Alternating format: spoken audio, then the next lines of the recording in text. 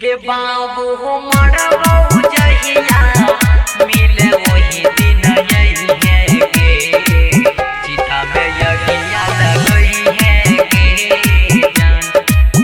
मां Shyama recording studio संत कबीर चौक 70 के जहिया मरबौ सोना मिले वही दिन यही है गे चिता में यगिया लगई है गे जान।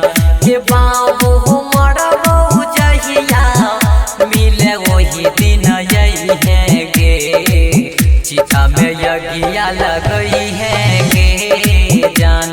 के पगली मरबौ जहिया मिले वही दिन यही है गे चिता में यगिया लगई है गे जान। चिता में यगिया लगई है गे जान।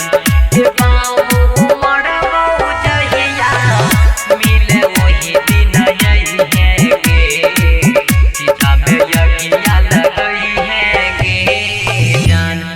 बिरहा के यगिया के ना बुझैबै टूटल दिल के ना मनैबै गे सोना हम के ना मनैबै गे बिरहा के यगिया के ना बुझैबै टूटल दिल के ना मनैबै गे सोना हम के ना मनैबै गे अपना ओढ़न के ताहो कखन बनैने यही है गे चिता में यगिया लगई है गे जान।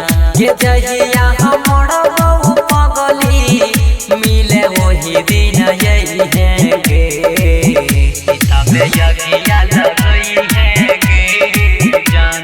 के बाबू मरबौ जहिया मिले वही दिन यही है गे चिता में यगिया लगई है गे जान। कोई प्यार करबो अगलो जन्म में बात याद रखी है मन में गे सोना याद रखी है मन में गे प्यार करबो अगलो जन्म में बात याद रखी है मन में गे सोना याद रखी है मन में गे रूप देवना मन के नहीं सोना हो भूलई है गे चिता में यगिया लगई है गे जान। के संग में सड़बन के तू लेने पगली यही है गे चिता में यगिया लगई है गे। मां श्यामा रिकॉर्डिंग स्टूडियो संत कबीर चौक 70।